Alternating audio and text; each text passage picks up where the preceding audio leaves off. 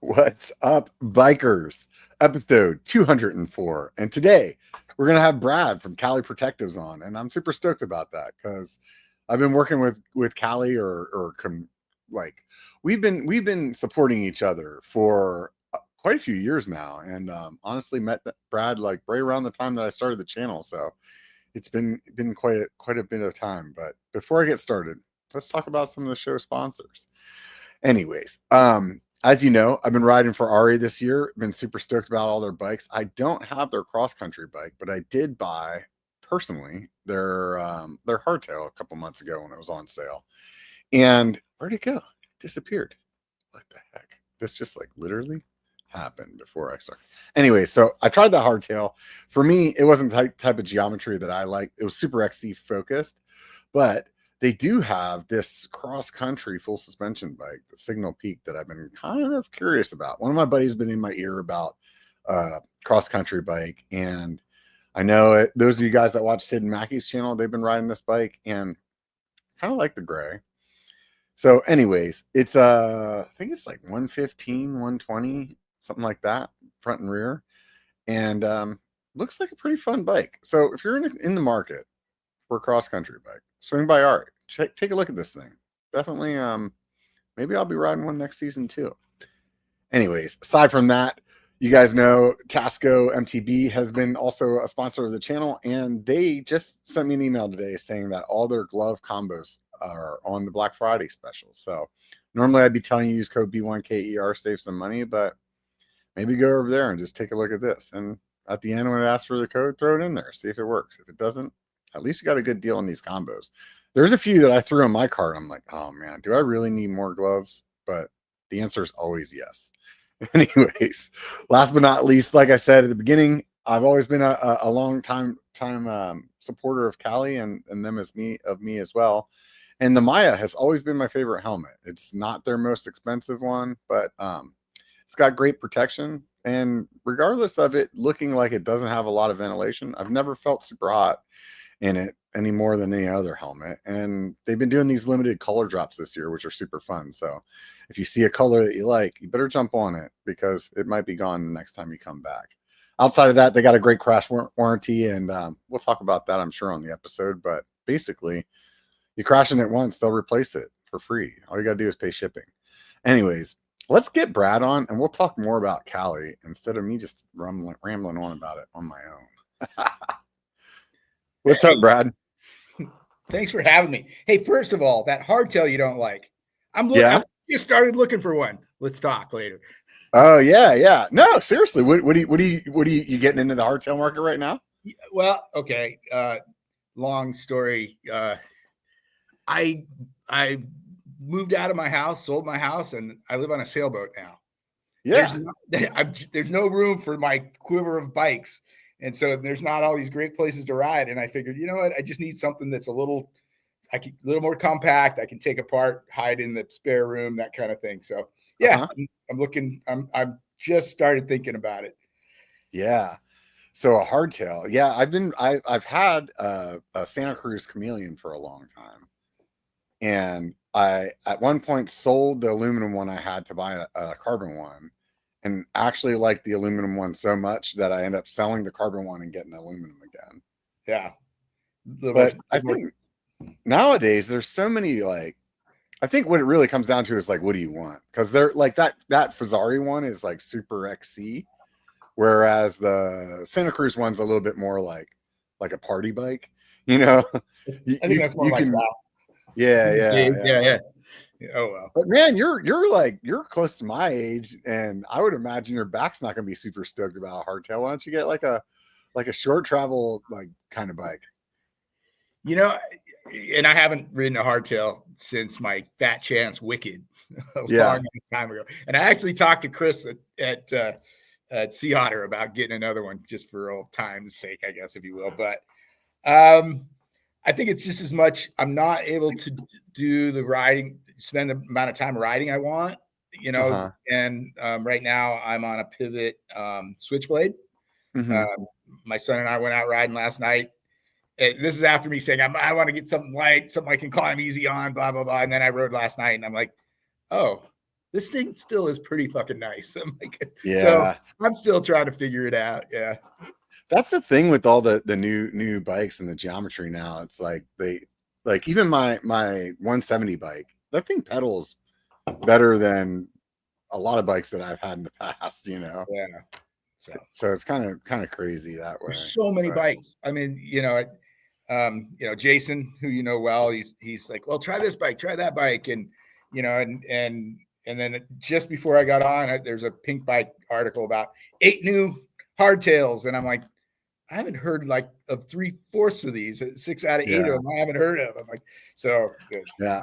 I have a friend that had an entire YouTube channel just dedicated to hardtails, and he has like 50, 60,000 subscribers and just people interested in hardtails. So yeah, I'll tell you though, this is every time I get one, I ride it for a while and I enjoy riding it because it really like makes you pick different lines and stuff.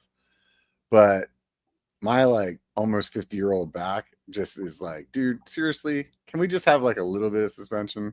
You know? Yeah. So they have their fun points. I definitely, don't get me wrong. I mean, I still have one in my garage, so it's not like I don't ride it. But I think if it was going to be my only bike, I think I would if I only had one, I would probably go for like a short travel 29er. Okay. You know, and there's a bunch of those out there too, but then it gives you like that little bit of squish. You can get a little squirrely with it. I mean, you're a good rider too, so it's like you'll probably push it a little farther than it should be, but at least it'll have some forgiveness there. Yeah, I still like bigger tires. I stayed with the 27.5 just because I like that little bit wider base on the ground, and you can push it a little harder. And maybe that's just because I haven't ridden the right 29ers. I always had my 29er experiences. It rolls over everything, but it felt a little more Cadillac-y, and whereas I'm not that precise. Yeah. No, I hear you there. I mean, I was a holdout for the wheels for a long time too. I was riding 27.5, and right now I'm still pretty much like my bigger bikes are all mullets because I like that, like the way that it flicks around a little bit more better. And I definitely feel like a 29er, even the new ones, like they're light years better than they used to be. But I still feel like when you come into like tech, it sort of picks its line a little bit on its own, Yeah. And maybe that's not the right way to explain it, but that's the way it feels to me. It's like if I'm riding just 27.5 for a long time, I get on 29er, like it just feels like, man, it's not going where I want it to go. Right. Have to muscle it over a little bit. Yeah. Yeah. Once you ride it though for like 2 weeks or 3 weeks, like you forget and it doesn't matter anymore. But that initial feeling. So people that maybe haven't watched any of the old podcasts, like what are you doing over there at Cali? What's your tie to it? Things have changed a little bit. I used to be CEO, blah blah blah, all those kind of things, and those things have never been my strength. My strength is to be, in the test lab or designing new stuff, and so I wisely moved on from that, and technically I'm the lead engineer. I'm an anti-title person, so I'm the engineer. I did delete my janitor at Cali Protective's email, but so most of my time has been developing new project, new helmets, new glasses, new goggles, things like that. And I'm always looking at new materials. I'm looking at things that, my obsession is, I think our helmets are too hard. How do we get softer shit next to our heads? How does it crush? And how does it still at the same time protect you from the big hits as well? Yeah. The way that our standards are written, it pushes you to make harder helmets. And I'm not the only one. I'm not saying I'm this only crusader who's coming out here and say helmets are too hard. When I have this conversation with a lot of other helmet engineers, they're kind of they're in agreement with me. So, but you have to be pretty committed to get, to dive into those things. And how do you make a helmet softer while still maintaining the integrity you need it on the big hits as well. So that's what I spend a lot of my time on. Yeah. So originally, though, you were the founder of Cali, and your background was, if I remember correctly, you were at like Specialized or something like that. Yeah. Well, originally I was a carbon fiber aerospace engineer for Northrop Grumman. Yeah. I always tell people, why the hell did I ever leave that? Unlimited timelines, unlimited budgets. So literally a rocket scientist. Okay, now I get it. Well, it was pretty cool because I was in R&D, and literally, if you had a good idea, they'd get behind it, and they wanted you to try new stuff. One of my favorite stories from that job was my boss walked in one day and started yelling at us as a group and saying, "You guys are all softballing it. You need to try harder. I only want 30% success rate." You're like, whoa, cool. So, pushing the boundaries, pushing the limits. Of course, when you're working in, an aerospace situation, you have the money to do that. And you can't do that when you go to Specialized, and you can't do that when you have your own company. But I do try and keep that same mentality. I stay in touch with a lot of universities, university professors who are working on materials and testing. And then when you get a reputation as willing to try stuff, they start coming to you and they start going, "Hey, I've got a new material. Do you want to try this?" And you don't, it's not like you can try everything. It's not like you can implement everything. And it takes a long time. Some of you may know that I've been working on a multi-impact helmet that's really multi-impact. We've had multi-impact helmets that, you can hit like 3 times and you don't have to throw the helmet away. But I've been working with a company out of Italy called Aliamentis with their material. They call it a nano material, but they're lying because it's bigger than nano. It's like 20 microns. You have to be under 1 to be. But anyway, it's super small, and it's mixed in with here. I got one sitting right here. It's an acrylic-based material with carbon nanotubes in it, and you can. If I did that to a regular EPS helmet, there'd be dents all over it, and this fully recovers. Interesting. Yeah, but even that, I've been working on this for at least 3 years, maybe more. And initially it had shear issues, so we've been having to solve those shear issues. I have been using this I got all this. I didn't plan this out, by the way. You can tell by the way I'm jumping around. I have been using it when it's encapsulated because I didn't have the shear issues. But so what he's talking about, for those of you that are listening, basically it's inside of the normal foam that you would see inside of your helmet instead of it just being the actual foam itself. So right. So and even the shapes here is a different. That was an idea by an Australian physicist. His name's Don Morgan. And he was doing studies with children in bicycle helmets, in bicycle crashes. And he's like, "Why are we still putting beer coolers on our kids' heads?" And so he came up with the idea of putting these cones inside these helmets. And the idea is, as these cones crush, it helps send energy laterally away from your head, kind of like like in a car, a crumple zone. Fox just started using it in their helmets, but they named it something else and said they have invented something new. That's the way you do marketing. Right? Yeah, I know, exactly. We've been doing it for whatever new name, and it's like, there you go. We've been doing it for a while. Fly's been doing it for a while. Fly had the decency to give Don the credit for it, and that kind of thing. But so it's good stuff. I believe in it, so I'm glad they are using it. But back to the material itself, I was encapsulating it because I was having shearing issues. In a direct impact, it was fine, but if it was near a vent or something, it would crack. So we finally solved that, and we will be launching that in a motorcycle helmet. And it's actually the helmet that Nikolai Rogatkin wears. He's super excited about it, and I appreciate that. So we're going to be doing some promotion. Well, he's definitely put your helmets through some tests. I remember there was a Rampage video a few years back when you guys first started using LDL of him just bouncing down the side of a mountain and then getting up and like jumping back on the bike, just finishing off the run.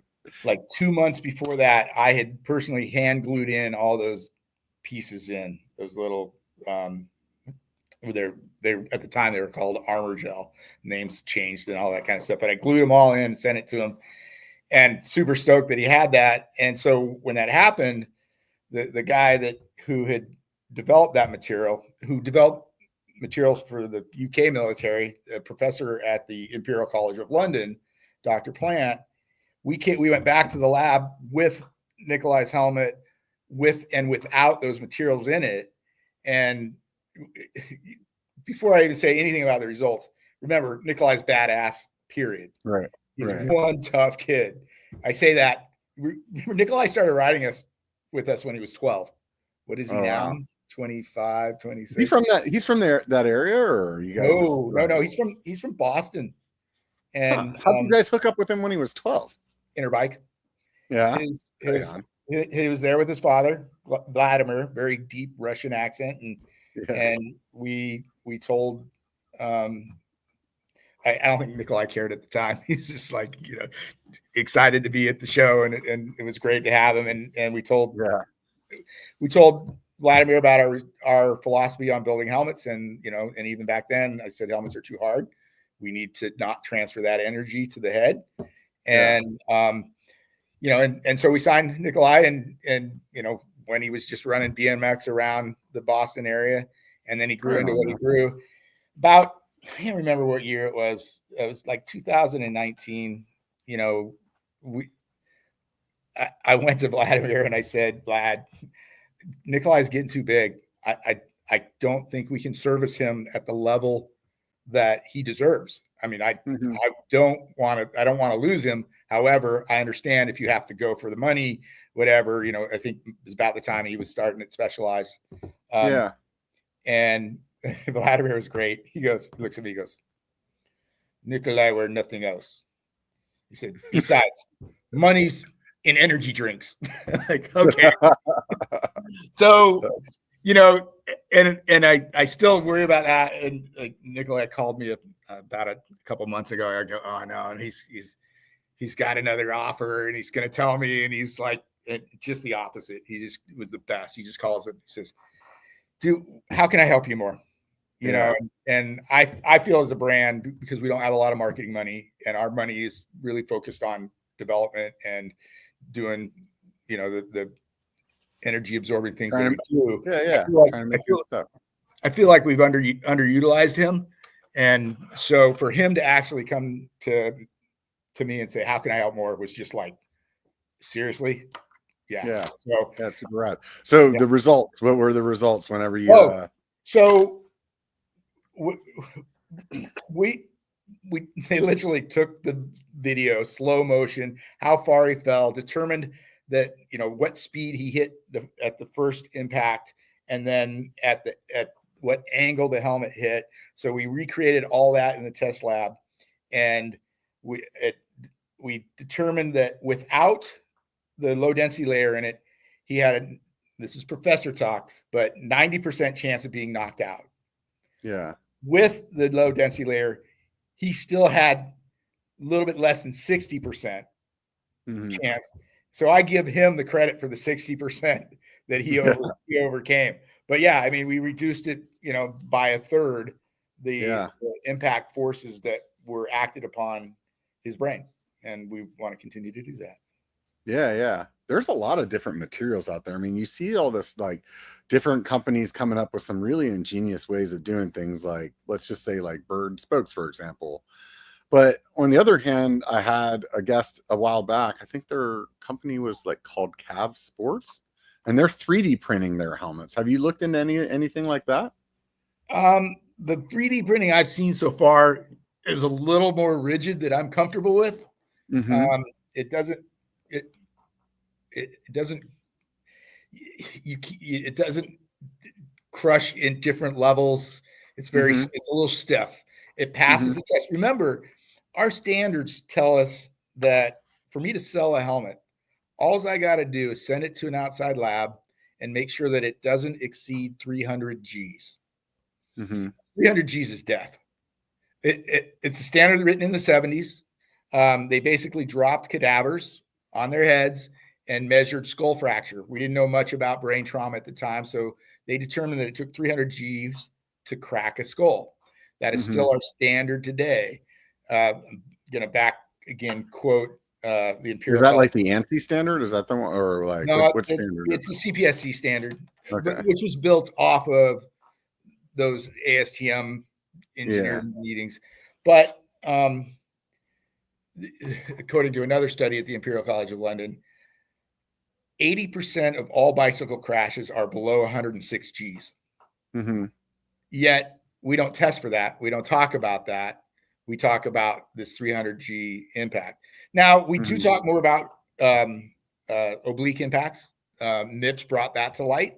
So oblique is side impacts is what you're trying to say, right? So I always like to say, think of football players on the front line. They're not, just going smack straight on very much. They're going helmet to helmet, and then their helmets are sliding off. Yeah, they're like deflecting. So what's happening is your brain is spinning. It forces your brain to spin, and it is important to reduce those rotational forces. And I think the biggest argument in the industry, in my world, is how to reduce those rotational forces.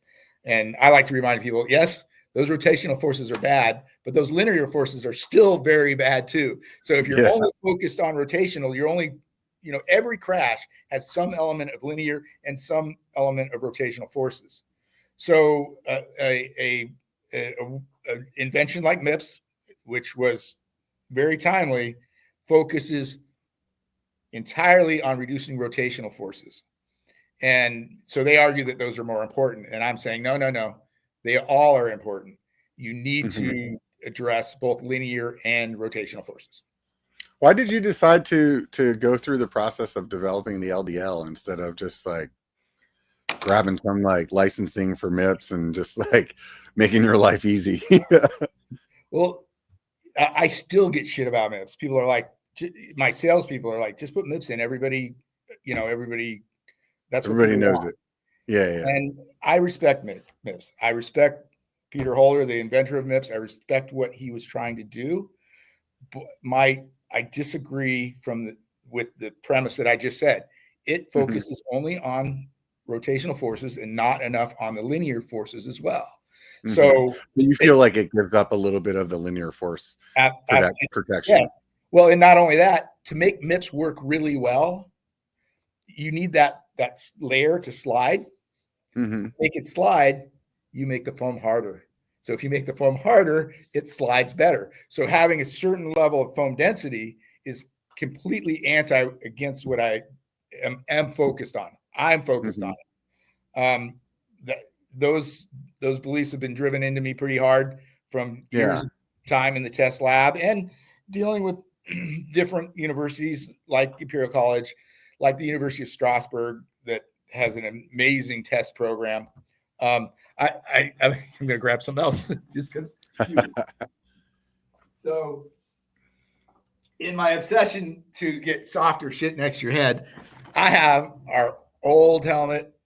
I'll never be a weatherman and figure out which way I'm supposed to go opposite. But this is a Maraca helmet. And this was a pretty early road helmet for us. And you see that yellow stuff in there? Yeah. That was my first attempt to put a low density layer in. It's a basic memory foam.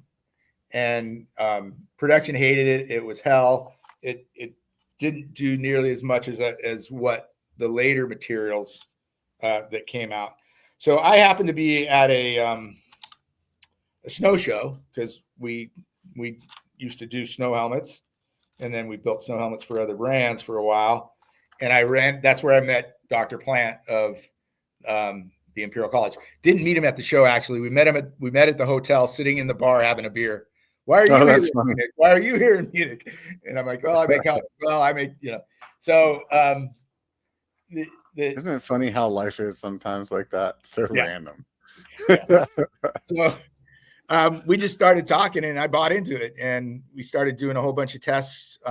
It started with me just providing helmets to their test lab so that they could do tests.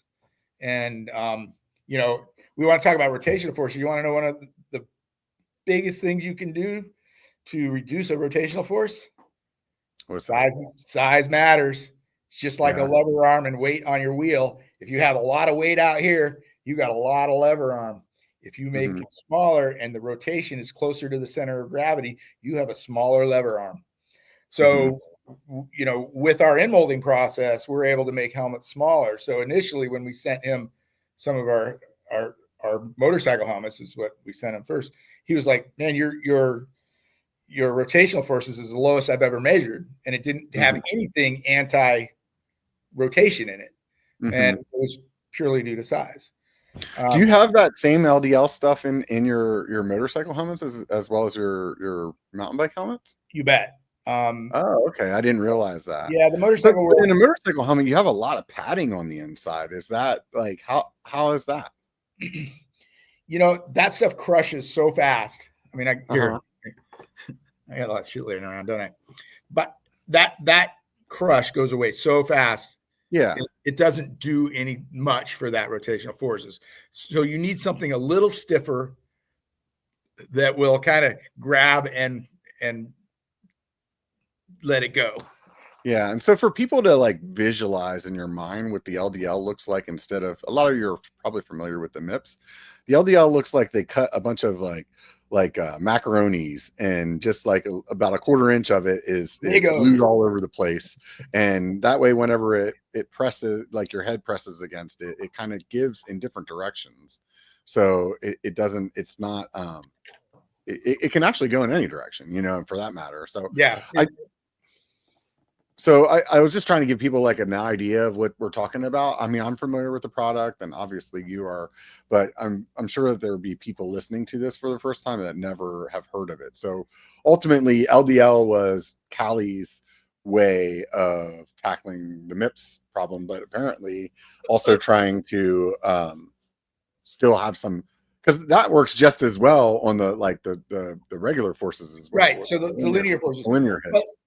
And where I'd add to that is what we don't talk about in this is low G impacts. So when I go in and I say 80% of all bicycle accidents are below 106 Gs, and if your foam is too hard, it doesn't start crushing till 50, 60, 70 Gs, right? So I want to start crushing at 0.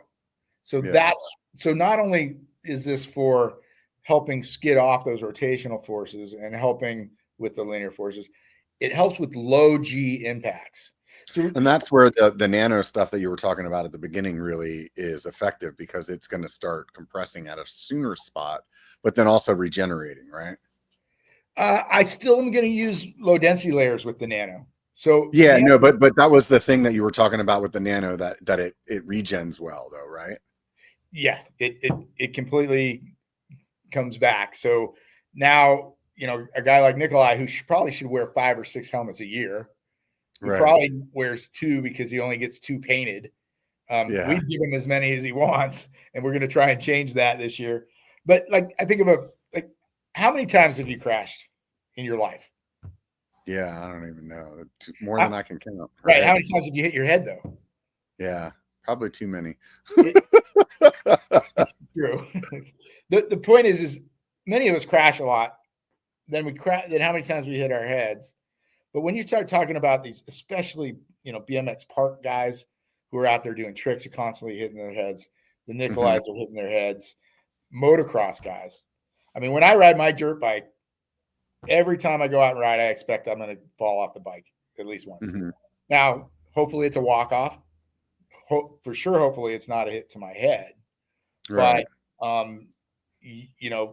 people should be replacing their helmets more often than they are, based on the technology available and widely used today. The material we use today is fantastic. It absorbs energy very, very well. The problem is it's not reusable. It's one and done, as you guys all are far too familiar with. So, we're targeting having multi-impact. For me, it's especially for those guys who are going down a lot and having those, should be replacing their helmets and don't. Yeah.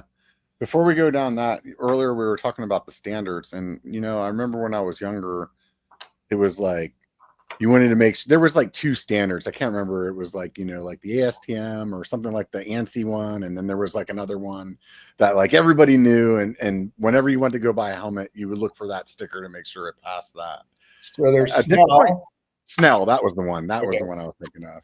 Okay. So is there like still something like that? Or at this point, because those standards are so like kind of extreme fringe cases that like people don't like, companies don't even care to mention it anymore? Or well, I think in this, for like downhill, there's a downhill standard that's ASTM 1952, that goes a little bit further. So the law of the land is CPSC, and that got taken over from that ANSI standard. So now everybody has to comply to the Consumer Product Safety Commission's bicycle helmet test standard. So just to sell the helmet, you have to pass. Just to sell the helmet, you just got to pass that. Now. So basically, if a company is selling a helmet, they've passed the general, like the general. Unless you're getting it on freaking Temu or something like that, then you're screwed. Well, and honestly, surprisingly enough, some of those lesser expensive helmets are not necessarily unsafe. Sometimes they can be just as safe or safer sometimes, but the guy making it doesn't really know. He just made a simple helmet that was easy to make. But the reason it can be simple, it can be just as safe sometimes is that you often don't make as many vents. You don't make it super ventilated and light. You make it a little bit more fuller, maybe fatter. So you have more foam. You can make the foam softer. So I wouldn't write off a helmet just because it's less expensive. You got, and so how do I tell you how to pick that out? And my salespeople don't love it when I say this either. I'm like, especially with kids, what's the best helmet that you can put on your kid? The one he's willing to put on his head. The one, if it's got to have Pikachu on it and he's going to wear it, that's good. That's the most important thing. Right. Yeah. If we, do I think that we put, we have a wicked little, Brad doesn't like doing podcasts. He likes doing video casts. So he's going to keep getting show and tell for us. Sorry. So we got this great little full face helmet for kids. We put the LDL in it too. Right. Is that the one with the detachable chin bar? This is detachable. So this is a great. So you built that helmet for kids. Why did you not make a detachable chin bar for adults? We've talked about this before. I'm curious what your perspective is. I don't love detachable helmets. One, and this is why I was okay with doing this this is meant for a 3 to 5 year old. This is not. And I do get frustrated with this helmet sometimes because there'll be smaller women who I'll see actually wearing it out on the trail. This chin bar is not nearly what the Invader chin bar is, right? I mean, this thing is. We actually test this to the DOT standard. So this is a downhill ventilated. So when he says DOT standard, he's talking about the motorcycle standard, right? At that point. Sorry, and so. This being on a BMX track, this even being on a Sea Otter downhill track all day long. Perfect. Yeah. This is not built for that. That the chin bar just is not near. For the chin bar on the kids' helmet, that the kids aren't going to be going that fast, so you feel like it's safe still, even though it's not as strong. I don't love the mechanisms right by your face and things like that. It adds weight, and weight matters. Force equals mass times acceleration. You increase the mass, you increase the force at the end. And so at the end of the day, in your mind, it's like just buy a half shell or a full face and have one that does the job that it's meant to do well, instead of two that maybe don't do it as well. Yes. Or one that doesn't do it as well. That's what I was trying to say. I mean, look, the Bell Super, it's a good helmet, right? Good. It had the removable chin bar. They did actually have to go through and strengthen the chin bar later because it didn't pass the testing. which is still legal to sell, but if you're going to call it a downhill helmet, it needs to pass that standard. Yeah, there's certain standards. What's kind of fun right now is, well, okay, I'll finish on the Bell Super. For me, going out to demo forest, right? I never saw somebody packing that chin bar on the back, climbing with it, and put it. I say that for years I didn't see it. I finally saw one person do that, but it's just what you picked your tool. So you say this is podcast, right? Yeah.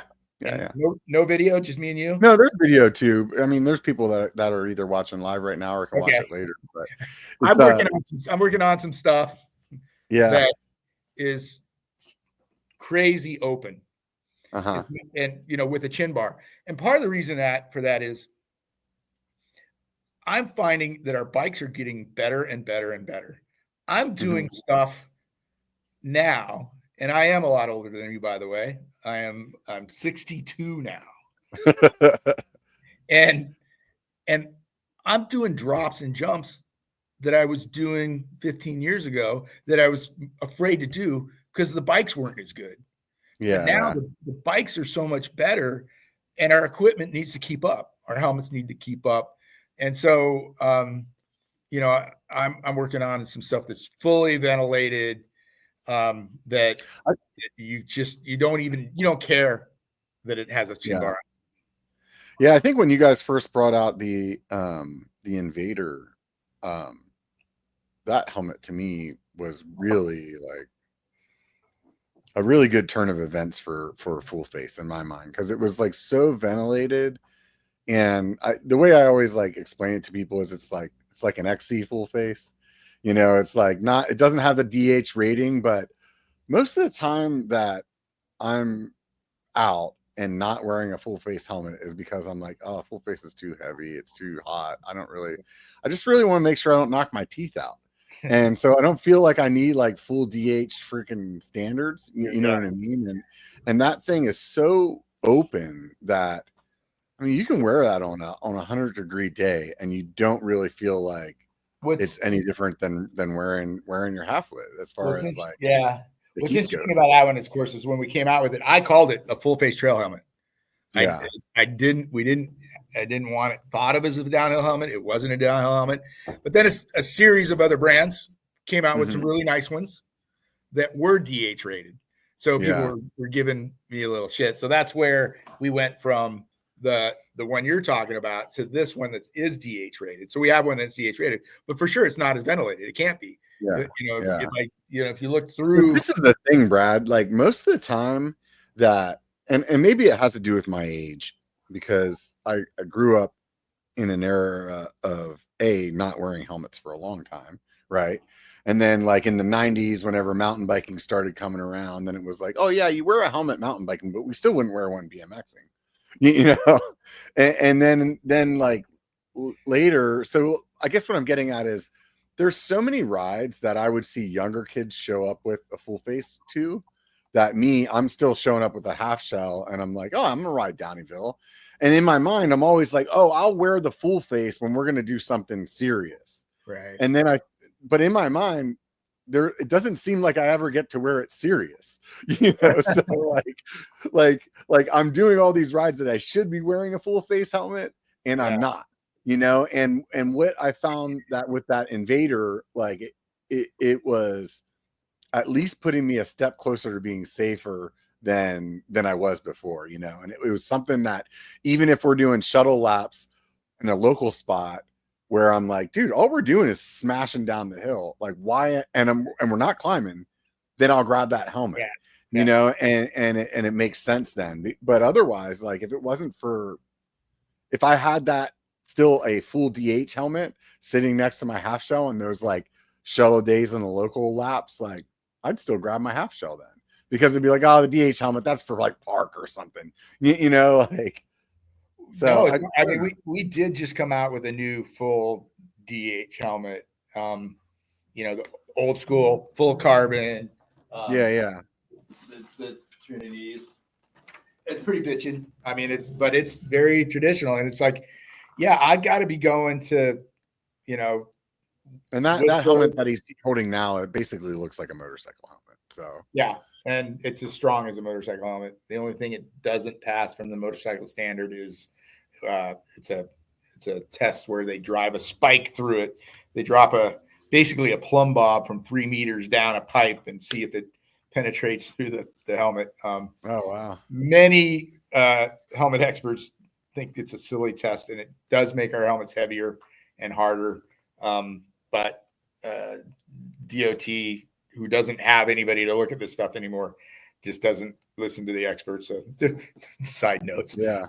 I feel very confident in this, in this helmet, but I'm with you. I'm not going to, if I got to climb it all, if I'm, and shuttle runs probably at like UC campus, I'm probably still going to go with the Invader just for the pure airflow. Yeah, the airflow is great, and it's like it's just a little bit of peace of mind. Like if I take a digger, I'm not going to knock all my teeth out. You know what I mean? And that, if I remember correctly, didn't the chin bar on that Invader still pass the like motorcycle test anyway, or something like that? Yeah, why not? Yes, it does. Yeah. So like if I remember correctly, it was the reason that you couldn't get the DH rating on it was because the vents were too big. Yeah. So it was like the holes were too big in the side of it. And that's why you see in the one I just had, if you look back through it, the holes are smaller. It's a little thicker in the back. The DH has an impact test that's slightly higher. I got no beef with that. Yeah. So what was it that made you decide to start Cali in the first place? I mean, you had this like cush job working over at Specialized, like. I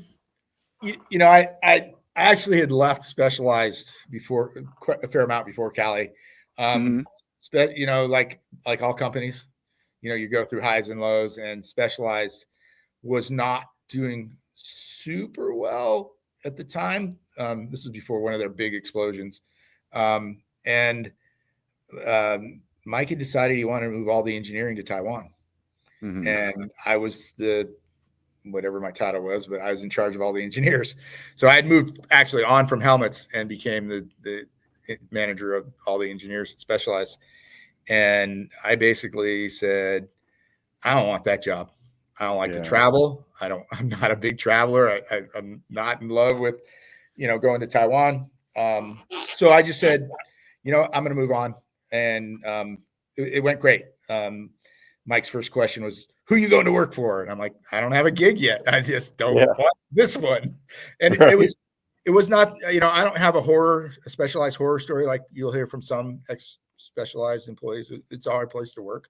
They treated me well. I actually stayed for 9 months to finish working on the tarmac and the Roubaix because I had the carbon experience. So I was working with the carbon factories over in Asia to finish those bikes. I hired my replacement. And then finally moved on. I did a little bit of carbon consulting with Truvative, working on some handlebars and some cranks. And then somebody came to me and said, hey, we need carbon in Asia. We need a factory. Can you help us? And I'm like, wait, I just left the job because I didn't want to travel. So my first question was, how many times a year will I have to come? And they're like, 4. I'm like, 4. Ooh, and I get to say I own a factory in China and, blah, blah, blah, with, foolish behavior. 4 times a year turned into about 150 days a year for the next 7 years building that factory. I'm glad I did it. I don't regret it, but I wouldn't do it again. So that's what then inspired you to start working on Cali, or? Well, back to, basically what that factory was doing is we were making skid plates and pipe guards for motorcycles like KTM and Churbis disc brake covers for motorcycles and stuff like that. And we started making helmet shells, and having some helmet experience, I was sending these helmet shells over to the factory, and they came back and they were like, we don't like how your shells are testing out. We think there's a problem. And so I started looking at the testing, and essentially what we're seeing is, a spike in G-forces. So when the helmet initially hits, the G-forces spike up. But then there's a gap between the foam and the shell in a motorcycle helmet because you glue them together. And so once the helmet started breaking down, the shell broke down, the G-forces would fall, then you hit the foam and it would spike up again. So now you've got these double spiking G-forces, which means your head is your brain inside your skull is going slam, slam on each side. And I'm like, okay, that doesn't make sense to me. And I just asked a simple question. Why aren't you in molding these helmets like bicycle helmets are in molded? So back in the 90s, Bell Giro developed in molding of bicycle helmets. It was a processing problem why you couldn't do it with motorcycle helmets because it's a steaming process and the stuff got trapped when I asked that question, they all looked at me and were like, you're crazy. It's impossible. Can't do it. Again, me coming from an R&D background, I'm like, let's try. So it took 2 or 3 years to get this to work, but we eventually figured out how to in-mold motorcycle helmets. Okay, pat ourselves on the back. What does that mean? That means we eliminate the gap between the foam and the shell. It allowed me to make a thinner shell. So now a thinner shell means I start dissipating the energy much quicker and efficiently, and I can make a lower density foam. So now I'm doing softer foam like I believe in. I'm dissipating the energy much quicker and efficiently. We're not letting it get to the brain as fast. And so what did I do? Patented it and tried to sell it. There was a few brands that you all know that I'll leave nameless right now that came really close, and it's more expensive to do. It's harder to do. Honestly, I wasn't the only person trying to do it. We were just finally the first people to actually make it work, and the test results were better than we ever expected. So I know nothing about sales and marketing and all those things about running a business. And as our earlier discussion before we got on the air, know nothing about accounting and how to watch those people. But another person saw what we were doing, saw the test results we were doing, and said, "You got to do this." And they said, so I have one backer who backs me up in the craziness that I'm allowed to do. But the first thing I said to him is I said, I don't know the first thing about running a business. I've been an R&D engineer my whole career.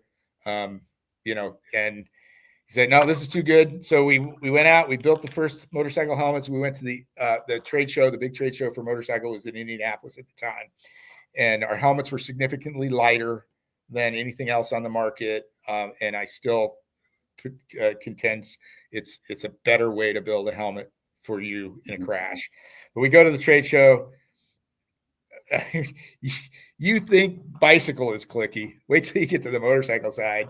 And we're like literally putting these helmets in people's hands. They don't even want to talk to us, but they pick it up and they feel it, go, wow, okay. Then they start asking. But basically, you could hear the yawn from the industry.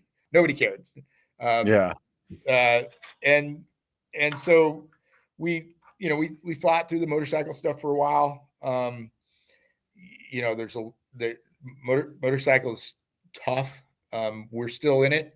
I still do a lot of motorcycle development because it's where my R&D comes from. There's a lot more things going on in a motorcycle helmet that trickles down to the bicycle helmets. But once we started doing bicycle helmets, then bicycle side took over. And so, and I'm from the bike side too.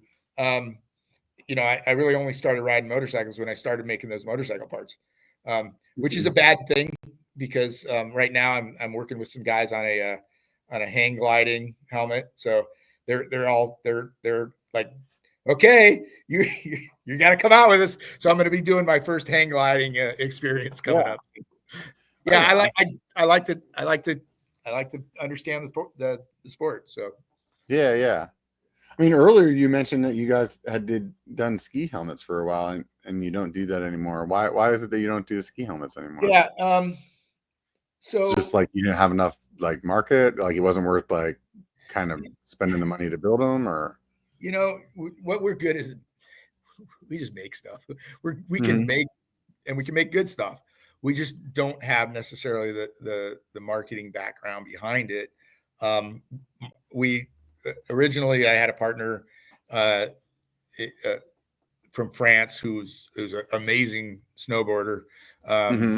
Still is, works with Solomon, and we made some pretty good stuff. In the U.S., though, when you go to the trade show that used to be in Denver, you walk up and you're trying to sell your helmets, and K2 walks in and says to a shop, "Hey, you buy $100,000 of my sticks and boards, and we'll give you $5,000 of helmets for free." And there's just so much leverage that they have. I mean, Specialized has that leverage. Trek has that leverage. We can, all the big brands has that leverage. The bike industry is fortunately a little bit more open to the off random guys. I mean, to otherwise the smaller brands, it's a little more friendly. Yeah, I mean, we come on. Who doesn't want to have? I brought up Fat Chance. Who doesn't want to have an awesome bike from somebody who really gives a shit that it's not just mass produced. Don't get me wrong. Yeah. People that specialize in Trek and Cannondale, Giant, Scott, they give a shit too. But there's more openness to, I'm willing to try something else. That has to come from the consumer as well, So I wonder what the difference is there, but either way. Earlier though, when I was asking about the standards, is there like any specific standard that you should be looking for, or is it basically like not really something that super difficult, right? Because right now for e-bike, there's something called NTA. Mm-hmm. NTA is the Netherlands Testing Agency. Where did that come from? It's an e-bike standard, and basically it came around because in Holland, the Netherlands, they basically said, you were riding an e-bike, you're going to have to ride a motorcycle helmet. And they're like, we're not doing that. So they created another standard. Well, the rest of the world is really far behind on that standard because they're arguing too much about what that standard should say. These testing agencies, they're a bunch of guys with, good intentions, but they have different feelings and different ideas of what a standard should be. Some of them think the standard that we have from the 70s is all we need, and that's all we should ever need. And other people think that we should improve on them. I don't get too stuck on that, other than, say, I'm going to do what I think I can do to be better. I still have to meet those standards. Whether it's, in Europe, it's the EN European standard, motorcycles, the ECE standards. But look to exceed those standards. Even it's really even hard there are people trying to create a rating system like Virginia Tech. In fact, I brought up the University of Strasbourg, who has a rating system in Europe. The problem with that for me is every lab is different. They have their own biases. And when I say bias, it's not a bias like they're trying to cheat. Their test labs are run different. They use different equipment. Virginia Tech still uses stuff from their football testing originally, and just take that and apply it to the bicycle side. And is that accurate? Because I've taken helmets from Virginia Tech that get 5 stars and taken them to other labs, and they don't perform as well. So it's really hard because our tests aren't as uniform as you think you'd like them to be. And so, so do you guys provide helmets to Virginia Tech, or like we have off and on? I talk to them a lot. I spent quite a bit of time testing helmets to try and duplicate the Virginia Tech tests in other labs, in our own labs. We couldn't do it. We couldn't get the same results. So quite frustrating. Partially, again, they use different equipment. They use an algorithm that they put the results through. What we did, they after a long time asking, they actually did give us the algorithm and for us to study it. We think it's a little bit leaning towards the oblique impact and forgetting about the linear impact. But we do spend a lot of time studying that, and I talk to them all the time. I actually have a meeting tomorrow with a Virginia Tech PhD student to talk about. She's doing a PhD on kids helmets, and we do kids helmets, and we think kids we like that subject. So so how would you recommend, like, if somebody's going out, obviously like they should just buy a Cali, but like if they're going out to look for a helmet, like what is the, like, what would be the criteria that they should be considering other than the way that it looks? You know, one, like I said, make sure you want to wear it. The best helmet you can have is the one you put on your head. Right. I lean towards the trusted manufacturers, the guys I know that do the work.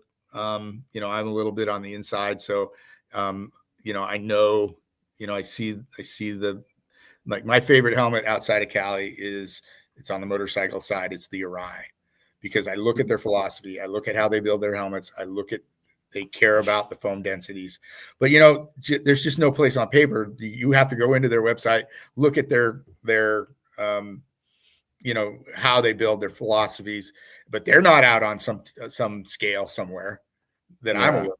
I just know, and I've had the fortune to speak to some of their Japanese engineers and have conversations with them about their philosophies. So that's funny. Motorcycle wise, they're the helmet that I used to always buy, and I just felt like they had the best, like, overall package. Like, there would be like the style, it would be the paint, the way that it's protected, but it'd be like, oh, the way that the ventilation is on this helmet, and the way that I could get it to work while I'm riding, and like the way that it doesn't fog up or something like that. Like, all of those things would be like, I don't know. I always bought Arai helmets as well. It's funny that you said that. I didn't even think about it. One of the things that they do that it's just really hard to do that nobody else does, and they don't change their shapes very often at all.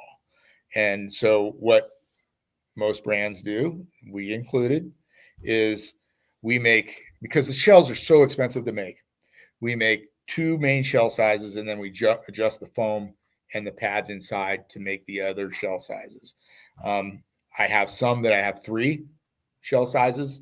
I have a bike helmet where we have 4 shell sizes. So instead of saying, okay, here, we're going to take this one helmet and adjust all the padding to make it fit, which some brands have tried to do with one, we having more and have it fit correctly to your head, closer to your head, and not just fitting it up with pads and stuff is the better way to go. Arai will have 6 and sometimes 7 different shell sizes. That's just crazy amount of investment cost. It costs for me to do a motorcycle helmet. It's close to $250,000 to $300,000 worth of tooling. So you take that and times 7. There's some crossover pieces, but it's, and so this is not meant to be an Arai commercial, but they're doing things I'm envious of that I believe in, and so but like what I think my original question though was like if somebody's going to look for a mountain bike helmet, is there anything that they should look at specifically as far as like from a safety point of view, that like, hey, look for this written on the box, or look for this rating, or like or is it just really like get whatever you think looks good and make sure it's one of the big brands, because more than likely they put the time into it? They put the energy into it. One of my favorite things to do, and don't let them see you do this in the shop, literally look at the thing, feel the foam, feel how hard it is. Actually take your fingernail and put it in a corner and feel how hard that is. If that thing just doesn't crush, that energy is transferring straight to your head. So I do that to other brands all the time. Try to not let the people at REI see me doing that to their helmets. But, so I do think Virginia Tech's a good guideline. I just went through this whole thing where I have some issues with some of the ways that they do things, but it is a guideline. I really like the University of Strasbourg, but I don't think that stuff's gotten over here yet. Literally, when I go to test over there, the people that already have PhDs do all the testing. I said, why don't you use test technicians? Like Virginia Tech uses technician, students all day long. And they basically look at me and go, they're not consistent. They're not good enough to give you really good results. That's that's a little. I remember European. That's very French. Yeah. They also, like, on the Virginia Tech site, I know when I looked for Cali helmets, there was a bunch of helmets on there that are older models, so it's not even like they're keeping it current with whatever you guys have. No, you have to pay. You pay to play. You Is that what it comes down to? To have them tested. So, but and we actually have a helmet that they have tested and has passed the 5 stars, and we have not paid for it. We didn't put it up. But it's also interesting because that same helmet, it's the Cascade. You can see it on our website. That Cascade passes NTA, which is that European e-bike one, Right. To get it to get the 5 stars, I have to not make it past the NTA standard, because the EPS is a little bit harder for that standard. And back to my whole point of, I prefer to softer foam. So we probably will come out with a new version of that helmet that is the softer foam, because that's my preference anyway. And also, this whole e-bike thing, what's an e-bike helmet? Who cares if it's NTA or not NTA? I don't know about you, but I'm seeing a lot of kids on Super 73s buzzing around with no helmets. And that helmet actually should be a DOT helmet, because it goes 45 miles an hour. Yeah, I mean, I don't understand the difference between an e-bike helmet and a regular helmet, at least in my perspective, because my e-bike is not, like, maybe consistently during the day I'm going faster overall, but I'm not hitting a top speed that's higher than the top speed that I would be doing anyways.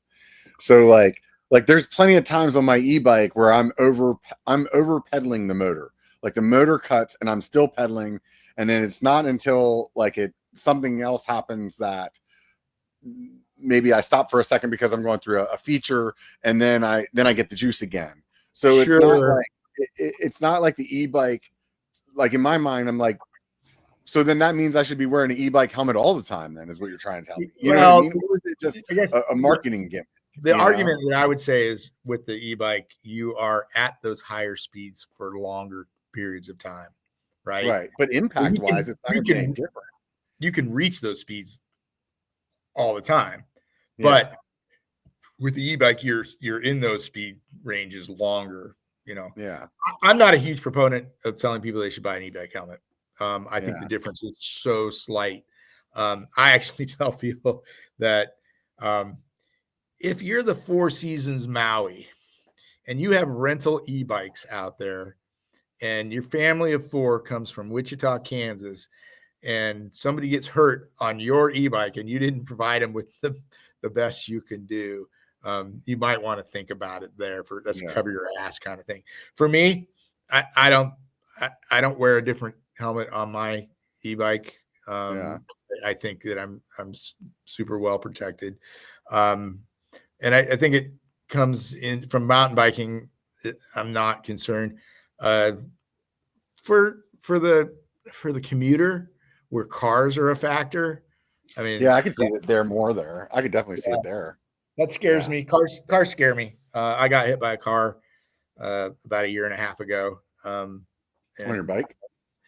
Yeah. Not wearing a helmet. The helmet guy. Not wearing a helmet. The wife and I just went to get margaritas around town, and I just don't ride with it. And I'm pretty sure the guy I'm also like so guilty of that, because I'll wear a helmet like 90% of the time. But if I'm going to take my bike, like, for instance, if I'm like, I'll run my dog around the neighborhood with my single speed, I don't put a helmet on. but it's like, it's also, those are those opportunities whenever dumb stuff probably happens. Yeah. And then, I mean, it's funny because we go on the dirt. I wouldn't dream of not wearing my helmet. Right? Yeah. No, I mean, I've definitely like gotten to a ride and it's like, oh shit, forgot my helmet. You're either not riding or you're going to some bike shop and just buying a helmet because you're like, but, all right. But around town, I'm guilty. Here I am, and I talk to people, all day long, not all day long. I talk to people all the time that have been seriously hurt, and I should know better. But I'm still a little bit old school too. And if I'm, I'm just riding around the block, I don't do it. But no, I think about that all the time. Like my wife and I will go to like, we'll ride our bikes over to like, I don't know, Thanksgiving's next week. There's a big turkey trot here in Sacramento. We always ride our bikes to that. I don't want to like wear my helmet there and like, you know what I mean? It's just like I ride over there on my bike. It's a couple miles from my house and I'm riding on the streets, but yeah, I probably should wear one, but I don't. So I'm not saying it's right, you know what I mean? But I definitely understand where you're coming from. Yeah. I wanted to ask you about earlier, you were talking about people don't replace their helmets often enough. And what is like a replacement schedule? Like in your mind, how long should somebody have a helmet before they buy a new one? So, like regardless of if they've cracked. Yeah. So it all depends on how it's been treated, where it's at. The worst case is when it's sitting in the back of your car or the back of your truck and you're getting UV lights, UV on it. Like I put them on the roof sometimes just to see, and those things won't last 6 months, right? Because they're just getting that. Now, nobody does it that extreme where you put them upside down. I love it. I remember I used to watch that show, Duck Dynasty, and they had all this stuff up on the roof because they wanted to see when the satellites went over. And in my mind, I was like, you could just see the satellite going over Cali headquarters. There's a bunch of helmets up there. So it really depends on how it's been treated. There's a study that was done by the Bicycle Helmet Safety Institute, and they took 10-year-old helmets, but they were out of the box. They just never got sold for some reason, and they tested them, and they tested the same as they tested the day one. So they just been treated well. Nobody's touched them. They're not let out in the sun. So the number's hard to give. I know, Bell Giro usually says 5 years just to give a number. Other brands will say three years. I've been around it enough. If somebody brought their helmet to me and I looked at it, I go, yeah, you're fine. You're good. Versus no, you beat that up. And, we have jumps here at Cali, and, kids come by and I'll walk over and go, dude, you got to replace that helmet. So it just a lot depends on how it's been treated. I think, somewhere between 3 and 5 years is the time to start thinking about it. The other side of it is technology's moved on. Look, Fox just invented a new foam. So, things like that. And we learn more about brain trauma and how to dissipate energy better and things like that. So, somewhere in that time frame. Yeah. What's the signs that, like you said, you look at? Like, is it just the kind of the foams kind of gets a little flaky, or like this is the worst. You won't be able to see it anyways, and so not we're podcasting, as you pointed out. Any type of crack at all is an immediate. You got to get rid of it. You sometimes the impacts are hard to see. There's a compression that's done that I can see because the foam kind of, the beads expand a little bit in a given area, but it's hard to see.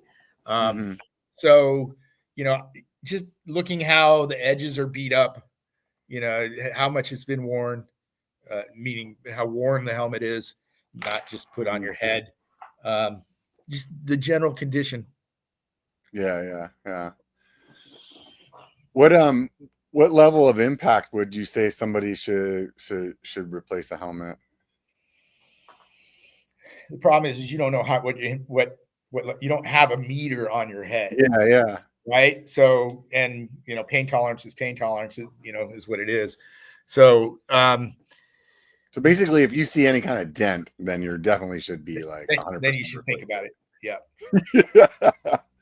Oh yeah, any dent for sure. Sometimes scraping is not a big deal, if you just scraped it, Mm-hmm. But it isn't a hard, fast rule. Yeah. Condition. Yeah. I mean, I definitely see some people riding around with some helmets that are pretty like beat up. And to me, I feel like I think of the helmet as like the crumple zone, kind of like what you talked about earlier. And it's like, yeah, you might look at it and it might not look like it's like damaged, but there could be like a bunch of microscopic shit going on in there. So like when you really need it to give you the 100% of protection, whenever that time comes, it's actually only going to give you like 70% of that protection. And like, I don't want that 70% on the opportunity whenever it is me like cooking down Downeyville at, 25, 30 miles an hour. Yeah. And freaking smashing my head into a rock or a tree, like I don't want to find out that I should have replaced my helmet. So yeah. So what was the reason that you guys started doing the free crash replacement? Easy. People would send me a note saying, "Hey, I crashed my helmet," and often it was just "thank you," and I appreciate that. And I would write them back and say, "Hey, if you give me your helmet back," and this is all behind the scenes, just me and a dude, not always a dude, sometimes a lady. And I'd say, I'd love to study your helmet. And so I'd get them back. I'd cut them open. I'd look at them. I'd look at the crush, because I like to see crush more than I like to see cracking. So crush means that the foam was about the right density I want. Cracking means the helmet was probably harder than I preferred. So this helmet, which is quite old helmet for us, we don't sell it a long time ago. It's got a lot of cracking through here because the foam density was harder. Since then, I've gotten better at getting them lighter. So I'd say, you send me your helmet, in return, I'll just send you a new one. And it was just between me and the person. And I'd study them. I have made changes to our helmets based on people's crashes. Marketing gets hold of that and starts saying, "Oh, wait, we can make this into a thing." And so it's a thing. I still, the guys in the warranty department know they can immediately see a helmet that they know I'm going to want to see. So I don't necessarily see 100% of them anymore, but they know, okay, Brad's going to want to see this one, and they bring it to me. Yeah. And I often I'll often call, or for sure email the person who gave me the helmet and ask, "Hey, what happened? Are you okay?" Because I know no matter what, whose helmet you have, a quarter inch another way, things could be completely different. I have some crazy stories from some people that just they're who are seriously hurt lifelong, who are just like, one guy, he's just like, he talked to him every so often, you check in with him, and he's like, he still thanks me for saving his life, yet he's physically changed for the rest of his, but he's still alive. It's just, it's humbling, really, for me. Sometimes it's funny. They tell funny stories, about how this or this happened. They were fighting with their buddies and, knocking each other into the wall. And sometimes it's serious, very serious, and they're very thankful. So basically, marketing gets involved and says, "Hey, let's make this into a program." It's not an easy thing. Not all shops love it. Some of our distributors opt out of it because they think it's too difficult to manage. So some shops or some distributors, you could actually go back to them. Let's just say it's Mike's Bike Shop, and I didn't mean to say that because that's actually a local shop, but like Joe's Bike Shop. Let's say Joe's Bike Shop, you bought a Cali there, and if they have an agreement with you, then that person could actually bring it back to them, and they just swap. They can. They can. A lot of shops prefer we take care of it. We're happy to. I thought it was only with you guys, but it is primarily with us. But if a shop wants to do it, we're more than happy to, and we'll just give them a credit. That's actually some of the ways it's easier, because right now we do charge you for shipping. We're going to ship you a new one, so you get a new helmet for the price of shipping. You would think the shop would actually want to do that because it's a way to get the person in their door. Like, so they walk in to like return their helmet, and then they're like, "Hey, I bought this thing, or I did this other." You know what I mean? And I'm going to look at socks, and I'm going to look at something else. Yeah. I'm with you. Some shop owners are a little bit like, "What? I'm going to give a free helmet away? No way! I don't want to do that." Yeah. And you know, I mean, but ultimately, you're going to pay for it. You're going to give them the credit for it or whatever. Yeah, and for us to give it credit, it's way easier, and then nobody has to do any shipping. Shipping in today's world has been crushing. The cost of shipping has just gotten out of hand. But okay, so I was just preparing for that meeting with that PhD student tomorrow from Virginia Tech, and I talked to my warranty guy today, and I'm like, asking how many kids' helmets we got, and we got those numbers. How many have we shipped out? And I'm like, well, how many helmets are we getting back right now? And because people freak out, like, oh my God, you're just going to give so many helmets away. And he's like, on a busy week, 1 to 2 helmets. Yeah. On a, and some weeks we don't have to replace any helmets. So it's, and some of it I think is people, are like, you know what, I'm okay with buying a new helmet. This one did its job, and I'm ready to upgrade to something else. So they don't even bother with the replacement program. Yeah, I was talking to somebody recently, and they were saying that their friend crashed at Cali, and I was like, oh, that's cool. Did he get it replaced? And he's like, oh no, he said he didn't register it, so he didn't want to bother. And I was like, dude, you don't have to do that. We do make you register, but if you call us and tell you crashed, we say, go register now. So we're not trying to dick around, and we're not trying to yank somebody's chain. This honestly started as a program for me to get crashed helmets back and study them. And I cut them open. I look at the crush, and I can describe changes I've made based on seeing, incidents happen. So, like what would be something that you've changed? Okay, so if you look at almost all helmets, we put a shell underneath, and what does that shell do? Shell does a couple things. It kind of makes the helmet a little bit more durable underneath. It also gives the artist a little color hit. So they like it. But if you look at the new Trinity, sorry for all you people that are grabbing another helmet, but I've stopped the shell short. So your head is up against here. So instead of that hard shell being up against your head, it's now foam again. So, and why he's talking about is like the plastic that comes over the top of the helmet. And then before it gets to your forehead, there is in some helmets a different plastic that's maybe there for aesthetic reasons. And then your face is, or your skull is actually touching the foam. So he's saying he's getting rid of that section for those that are listening. People are people at the factory are like going, why do you want to do that? It's below the test line. It doesn't matter. It's not, you're not responsible for that. And I'm like, the fuck I'm not. These people are wearing, helmets with my name on it. Right. But so if I was to show you a helmet I'm not supposed to show you, so this is an SLA of a helmet we're working on. If I show you these lines on it, these are test lines. And this red one here is CPSC, so that's what it's got to be in the US. This next one down is the European test, which is a little deeper, but that shell is down below the test line. So it's never. So what does the test line mean? What does that mean though? Like, it means if I send this to the test lab, they draw these lines on it based on off of the standard, and they can they can impact that helmet anywhere above that test line.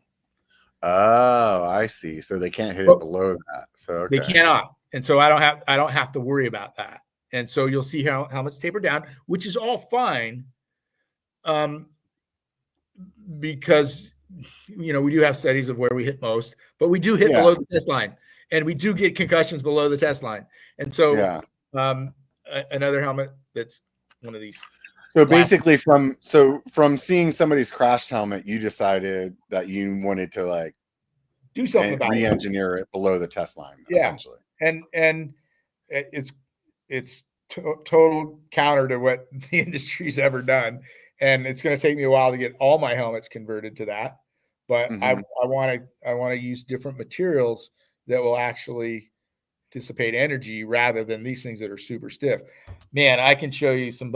And we also used to put these channels up to get air to flow through there. They didn't really flow through well anyway because there was pads in the way. But then there were these super hard, sharp edges. I have seen pictures from people because I get pictures of, they often take pictures of themselves to show how racked up they were, where the helmet, like you'd see marks on their head from where these channels were. Yeah. You know, and sometimes blood, you know, and so you're like going, okay, we need to deal with that. We need to, we're just putting softer shit next to people's heads. We just keep going back there, you know? So that's what that program does. It allows us to see how our helmets are crashed, how they're being used, and what we can do to do better. You know, you were talking about football helmets and stuff earlier, and I'm sure a lot of people that watch NFL have noticed that different positions in the NFL, their helmets are actually different. They're like designed differently for like the way that the impacts are, and you'll see some like a, I don't know how to explain it, like a U-shaped cutout of plastic for the way that the plastic can bend or whatever. Like, why don't you see something like that in a mountain bike helmet, like the shape in that? It's a flex point. For what they're using a much thicker injection molded shell. So that shell is a good 1/4 inch thick. That means to me that's a very stiff shell. So for that spot, if he hits that spot, which is a common hit spot, it's going to flex, but it's not going to flex anywhere else. Whereas if we're using a thinner shell all over, it's going to crush better than overall. Yeah. Helmet overall. Well, like the inside of their helmets is like air or something like that, though, too, right? So why don't they use that like air kind of technology in a bicycle helmet? It's been tried with not the greatest success. The last ones I've seen, man, it's been a long time, and they've got these air channels to try. Okay, crush here, the air goes over to another area. I just don't think the consistency was where it was supposed to be. I can't speak for the football helmets because I really haven't spent a lot of time on those. Yeah. I do know that the NFL spent a lot of money and put a lot of grants out to companies with different ideas. The University of Washington did some really good research. Imperial College of London, Dr. Plant did actually submitted some ideas. So like 12 different companies went through this whole thing. And I don't know the results of all those things, but football's tough. I mean, that's where you get all those repeated torsional impacts. Yeah, in my mind, it's just because they have so many of them, like on a regular, consistent basis, that you would think that technology would trickle to other sports, you know? Yeah, but their helmets are so heavy. They're just way bigger. That's really that's the trade-off, is that because they have so much of repetition, that they have way more padding and way more weight compared to like with a cycling helmet or a kayaking helmet or a climbing helmet. Like realistically, you want it to be as light and as nimble as possible. Yeah. You're not going to want to wear a motorcycle. You don't really want to wear a motorcycle helmet riding your bike down the street. You don't want to wear a football helmet kind of thing. So, mass matters.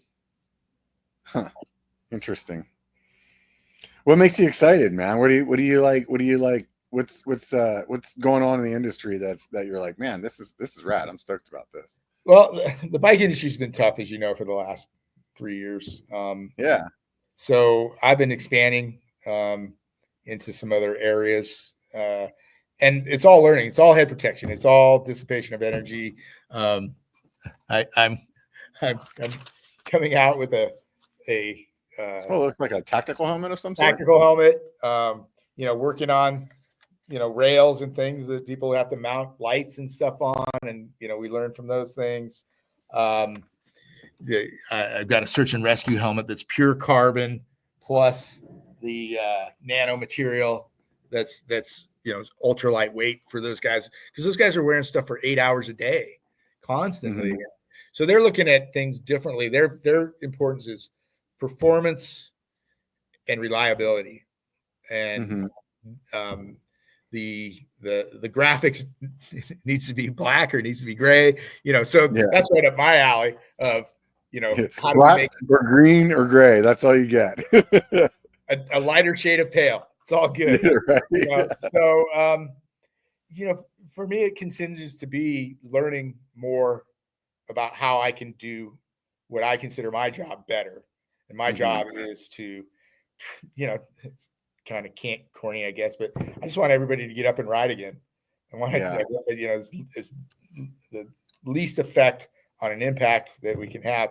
So by, going into, I don't know if I mentioned it, I think I did. Yeah. The hang gliding, learning their needs and what the kind of impacts they go through.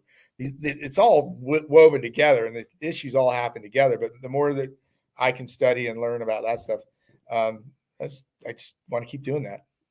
Yeah. It's super rad. I was watching this freaking documentary the other day about the dudes that use those wingsuits and stuff. Yeah.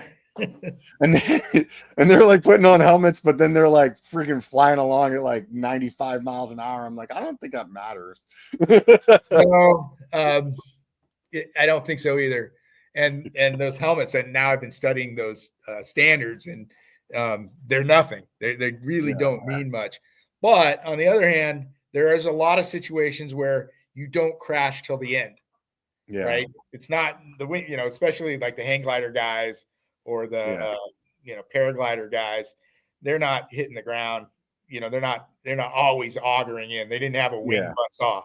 So look at MotoGP. Oh my God, those guys are going 200 miles an hour, but they know how to crash. And so, they're usually sliding out and those kind of things. So they're not hitting a wall. There's a reason why they don't put a wall up like NASCAR in MotoGP. Right. Because it's not the fall, it's the sudden stop. Yeah. That'll get you every time, right? Yeah. So you guys do a bunch of protective gear too. How much time do you spend developing that stuff? Or we just finished a new kind of a DH rated knee guard. It took forever because I worked with the Italians, and they take forever. So the same Italian company that I work with on that material, they have some other materials that we use. And so I just rode my first time last night on them and really enjoyed it. They felt good. They feel bulky in your hand, but when you put them on, you kind of forget about it.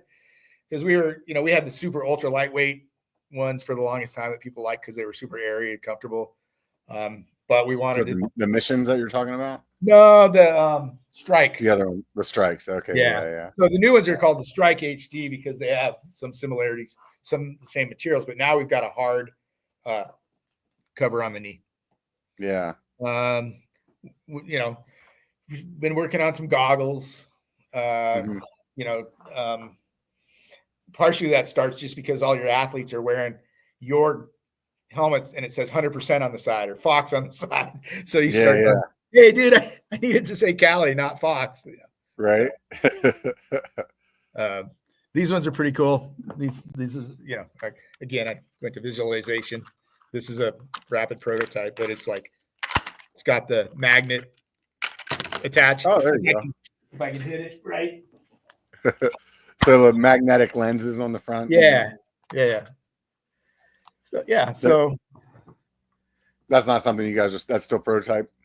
That we have goggles already, but those are. I mean, the magnet ones though. Yeah, those are new. We're probably 6 months away from those.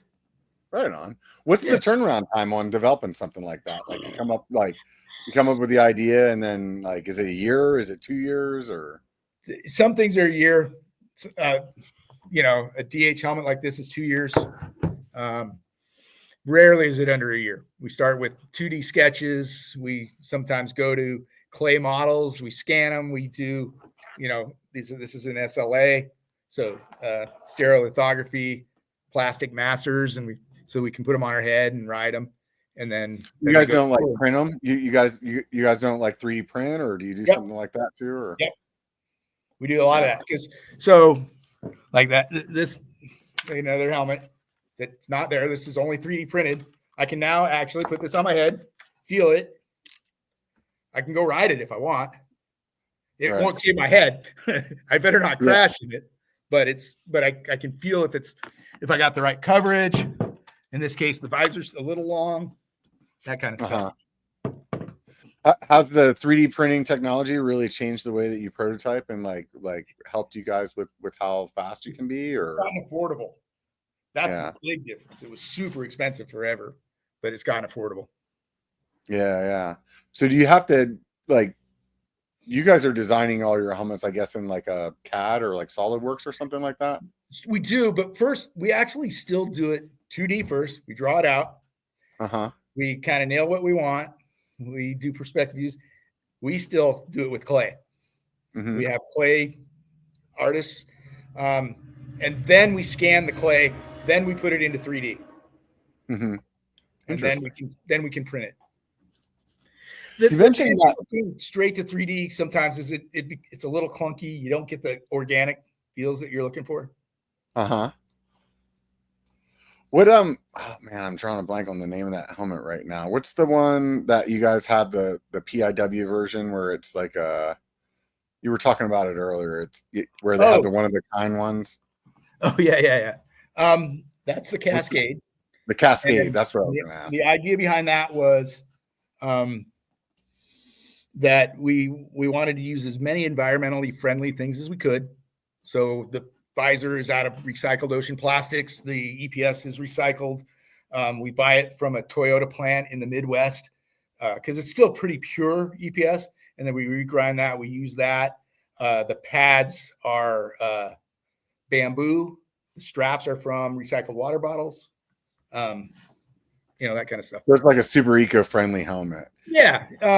And our position was kind of like, we got to start somewhere. How do we, and so the biggest thing we learned from that was the straps, the water bottle straps. It's not that expensive. Like to do a visor out of the recycled ocean plastics was expensive. But to do the straps, it was like 30 cents more. So we're just starting to put it on more and more and more helmets. And so if you don't start and you don't try, you don't know. I tell, I'm not out there. This stuff is all available at every company. I'm not the guy out there, even though I live on a boat. I'm not out there collecting ocean plastics. I'm not growing bamboo, but it's more expensive. These things, being environmentally friendly is more expensive. So, but you don't know until you try it. So I think that's kind of our back to that R&D mentality of if you don't try, you don't know. And the reason I was bringing up that helmet is that the design of that helmet aesthetically looks very different than a lot of your other stuff. Did you have a different designer on that, or did you guys just want to make something different? Or great question. Who did that? I think Alan did that. We have a few different designers we work with. In fact, Alan was just here today, and he's the one I've worked with the longest. He's come and gone from being independent. He was at Bell for a while, and he was at Specialized for a while, and now he's back to being independent again. So we don't have one full-time designer on staff. We probably do enough helmets that we could, but it's good to move it around. Another designer we have was at. So you kind of come up with an idea, a general idea, what you want it to look like, and then you reach out. I mean, I don't know how that works. You reach out to the designer and you're like, hey, this is kind of like the size that we want. Can you draw us something, or how does that go? So we write a brief and say, okay, we want to do another mountain bike helmet. We want it to look different than everybody else's. it's funny because they always initially, I didn't care if it had a family look. Like I'm like, it's okay if they don't look family, but all the designers are always like, you got to have your look. You gotta have, this. I'm like, yeah, it's okay. But so basically I write a description. I might give an example of, hey, I want to be like the Cascade, but I want to, make it thinner. I want it to have these attributes. These are things I didn't like about the Cascade. So I want to have this family look. And what Alan does that I like the most is he does, like, the first thing he does is 9 thumbnail sketches, and 9 of a side and 9 of the top. And then from there you start going, okay, I kind of like where this is going. This is where I want to go. yeah. And you might pick one piece out of 9 different ones. And then you start, and then you go to another level of drawing and sketching. So then, like, is that at that point, do you start there with like what it's going to look like and then build the protection after the fact? Or do you have the idea of the protection first and then, like, how does that work? With normal companies do it with the protection after. In fact, some of them don't do it till the very end. I generally start with, what I'm looking for protection wise. I start with thicknesses that I'm looking for. Here's what I'm trying to accomplish. Whether it be get rid of the hard piece underneath your brow, whether I want to pass an NTA standard or things like that. And I start with what technologies I'm going to put in it. So, right. Ideally I want to put the cone technology and the geometric shapes. I want to use, the material inside. I want to use a low density layer. So all that stuff's laid out in the very beginning. So with those geometric shapes, do you have to have so much space in foam to do those? Or like, does it matter how thick it is? Or is there some limitations by doing that? Ironically, because it does a lot of the work, I can actually make the helmets thinner with that. Mm-hmm. So that goes back to helping that rotational forces. So if you have a tighter, smaller, compact structure. So, it's actually beneficial to use it in not just for the dissipation of energy from it, but I can reduce the mass. Mm-hmm. I didn't know that in the beginning. In the beginning, we didn't know that. We just, Don, the inventor, came to me and says, I've got this great idea. You want to try it? And, so we just put it in the same size. And then we found out that, oh, wait, this is actually allowing us to reduce the mass and lower the density of the foam. So it's a win-win in that situation. So then we started playing with cones facing cones and cones inside cones. And, that became a little over the top, and it didn't really do as much as just having the geometric shapes in, against your head. Yeah. Oh, that's crazy.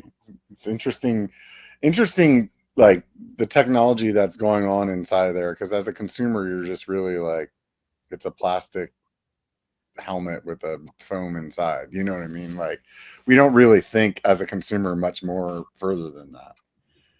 Well, and I'm going to say it again. A lot of those helmets do a great job.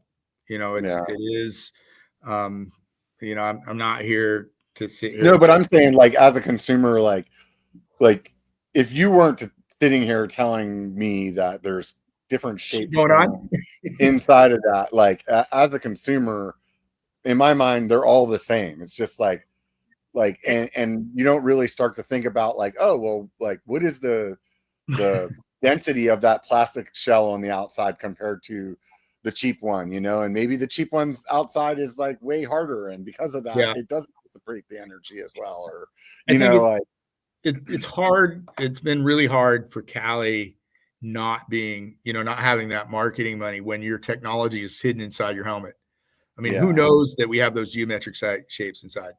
If you went to Interbike or whatever show you're at now, I guess it would be Sea Otter. You stop by our booth, we're going to show you what that is. But how many consumers actually see that? How many consumers actually go to your website to see?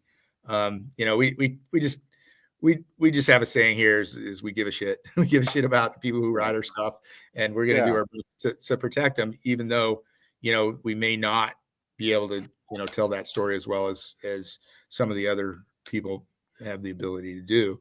But there's a lot that's going on, and it's not just Cali. I mean, there's a community, helmet community. I was going to say at large. I'm not going to say that.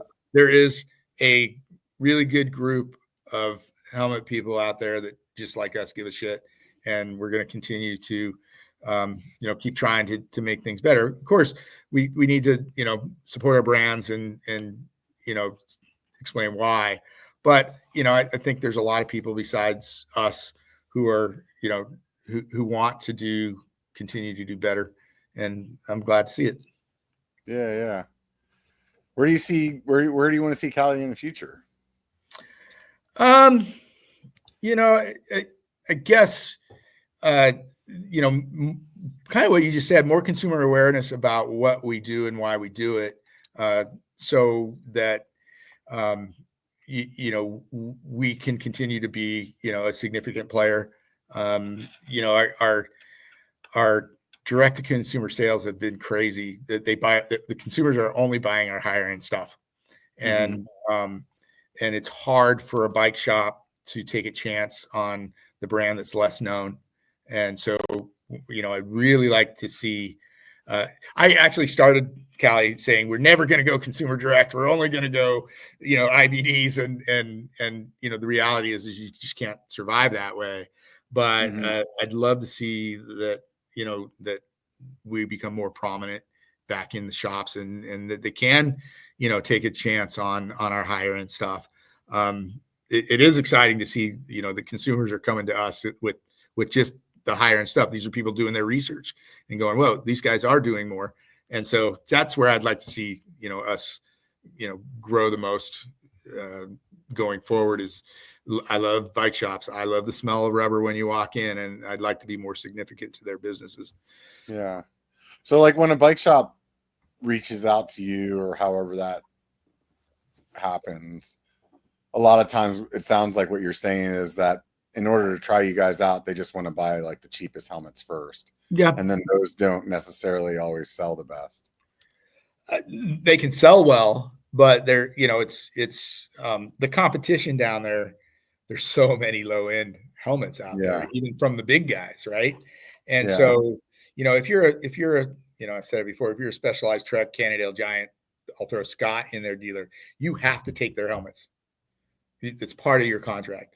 So to actually take a chance on somebody else, okay, and my sales, we're a friendly brand. We don't push anything on anybody. We want you to want to buy our stuff. So you go, okay, I'll try you out. I'll try you out on the low end. And then it doesn't always grow up into the higher stuff because it costs more money. You're taking a chance. You're doing that. And, frankly, some of those other brands that have the bigger name, been around for a long time, they don't have to sell their helmets sometimes. It's just like, oh yeah, that thing walks out the door because it has that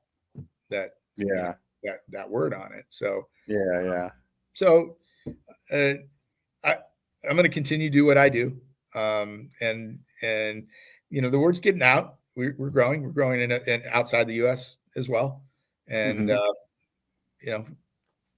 right on, man.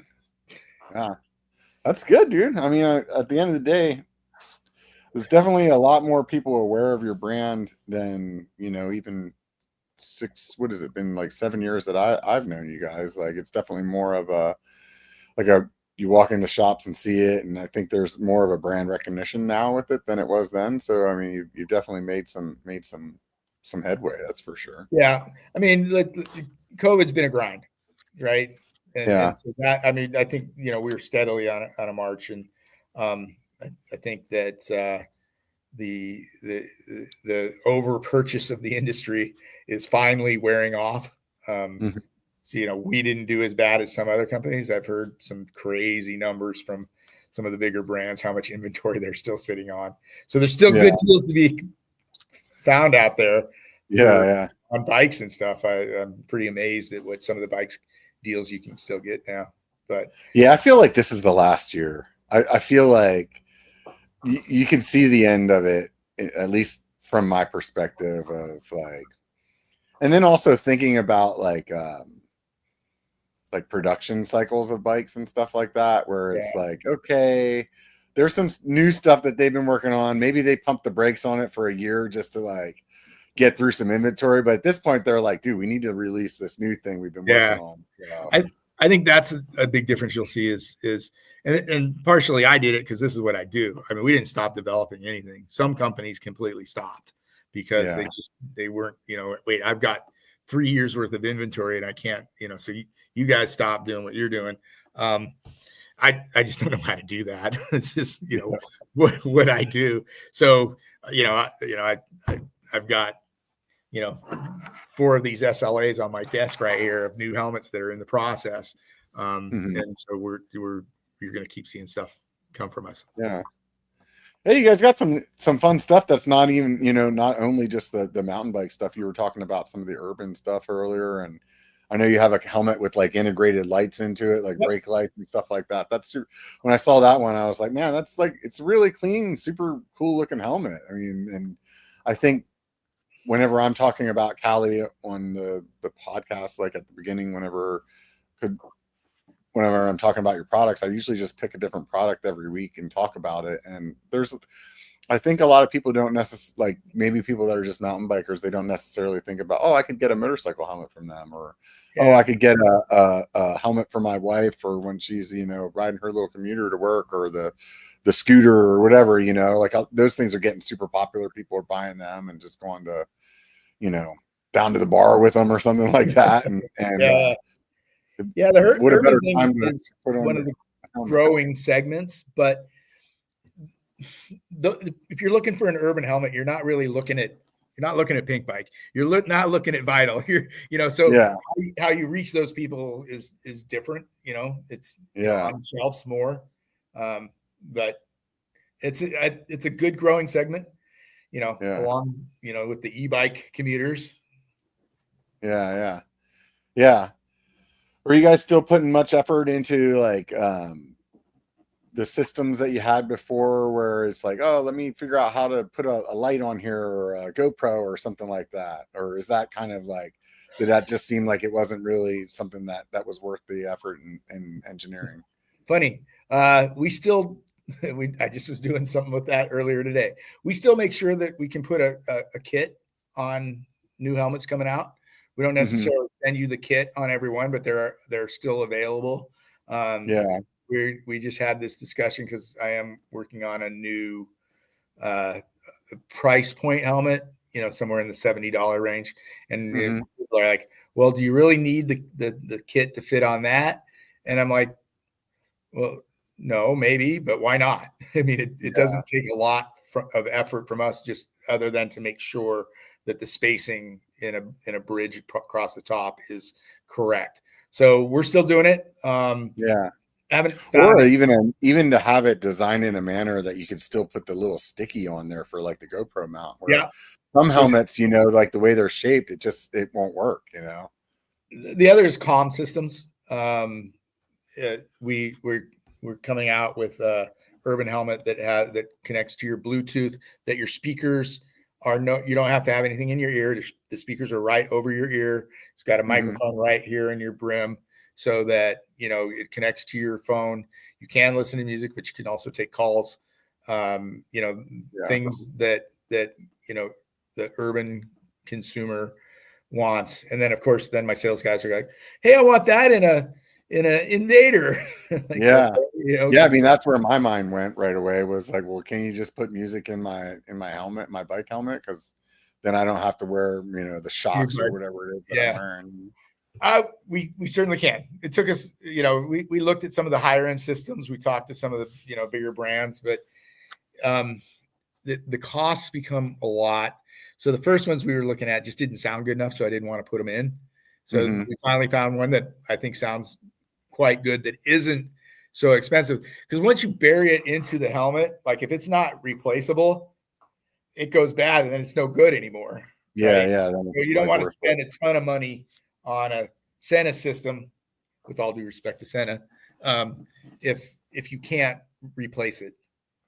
In my mind, there was a guy a long time ago, I don't think his company's around anymore, it was called like Otis or Opit. I think it was Otis.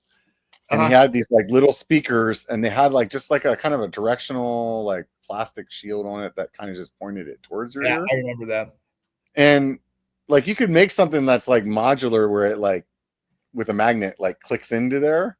Yeah. And then you could pull it out later and just like if it fails or whatever, you could get rid of it that way. And you know, almost something like that. I wonder if that would be a good direction to go. One way or another, I think there's probably a market there, but the problem is like what you just said a minute ago about the cost. Like if you turn a $200 helmet into a $500 helmet just so that you can put music in it, like how many people are actually going to buy it, you know?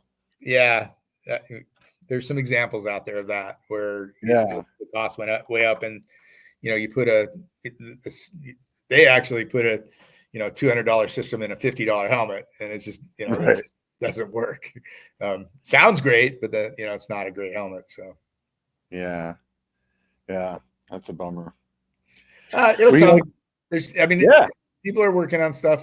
I'm not an audio expert, so jumping into that, learning that. We got the one coming out that's on the Urban, and you just threw out some pretty cool ideas. I'm writing them down.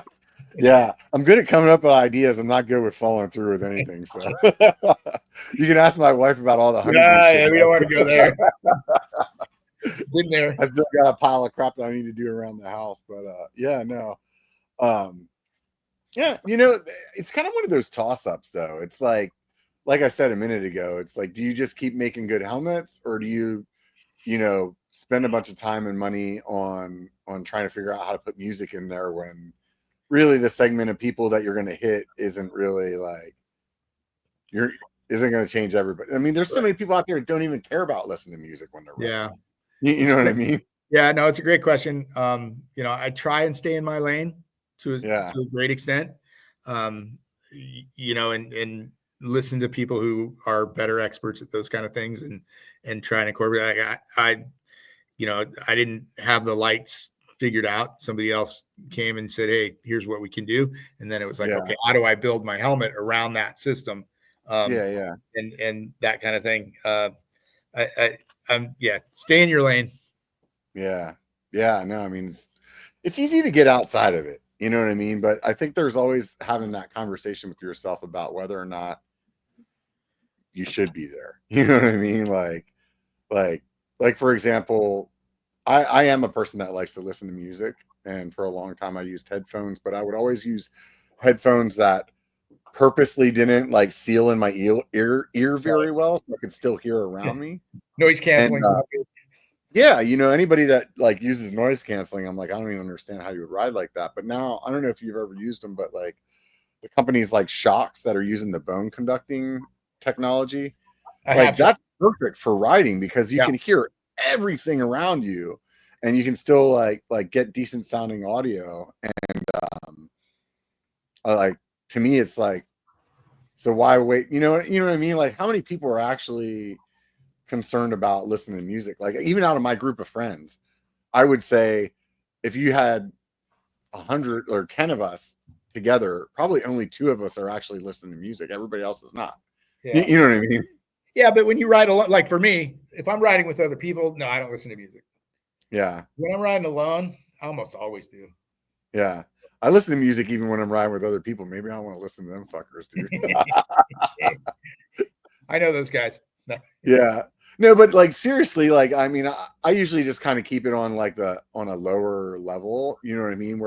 Because usually, if you're going downhill, your brain gets so wrapped up in all the shit that's going on, you don't even hear the music anymore. Yeah. But like, it's nice on the climbs though, when you're just like grudging along, you're like, oh man, this definitely makes it. My lungs hurt. Yeah. And then like road riding, I listen to like a ton of podcasts for like road riding. And I'm not actually on the road here in Sac. We have a paved nice bike path that goes between Sacramento and Folsom. It's like 30 miles long. So that's really nice to just get out there and zone out, listen to some, podcast for a while, or like an ebook or something like that. So, but yeah, dude, it's been almost 2 hours. That's crazy. It's always a good time chatting with you, man. Yeah, it's good. good. I gotta get up your way and ride. It's been a while. I'd love. Oh man, you make your way up here. We'll definitely get. I'll show you some stuff. Cool. Hopefully, we won't have to test the helmets out. No, we don't need any more testers. I get plenty of them. I don't want to send you a new helmet. I will, right? but I don't want it. So, yeah. You watch YouTube at all, other than do you ever get on YouTube? Watch YouTube for fun? We do. I do on occasion. Yeah. I like to ask people what they like to watch on YouTube, even if it has nothing to do with bikes. What channels do you like getting into? Okay. Currently, my wife and I are watching a lot of sailing in the Sea of Cortez, because that's on our future bucket list to sail down and sail up past Cabo and up through La Paz and all the way up there. So yeah, I'm watching a lot of cruising sailing videos right now. So the boat that you have is a sailboat? Yeah, we live on a sailboat. Yeah, that's rad. I had a guy I used to work with not too long ago, and he at one point quit his job for a while and just tinkered around the Caribbean for a couple of years until he ran out of money, and then he's like, I guess I got to go back to work for a while, and then he worked for another couple of years, and he's like, all right, I'm done this time. I'm going back. Dude, Starlink is amazing. So you can work from anywhere. It's hard for me because I'm a hands-on person, so I have to still get my fix, but you can still take a little bit of time off, and you can work, you can sail to a destination. Like we're planning on sailing to Catalina and spending a week on Catalina Island and working from there. And so that was actually where I was trying to get the hardtail for us, because Catalina is not great riding, but I still need to ride, fire roads, that kind of stuff. So that's been my latest is sailing videos. Right on, man. Dude, super fun talking to you. All of you out there that have been listening to the show at this point, if you haven't been to Cali Protectives, go over there, take a look at what they got. There is a code that's on the show more of the YouTube channel as well as the podcast. You can use B1 Cali 30 and you can save 30%. So that Maya that I was talking about at the beginning is $100. Save 30%. Do the math. It's $70, man. It's a pretty rad helmet. Honestly, it's the one that I wear the most, and it's not their top of the line one. So what does that tell you? It's a good helmet. Anyways, I really appreciate everybody hanging out, as well as you, Brad. Thank you for your time, man. It's been super fun chatting with you. All of you guys out there I want you to at least remember one thing. It only takes a bike to be a biker. Get out and be one. Nice. All right. Thank you.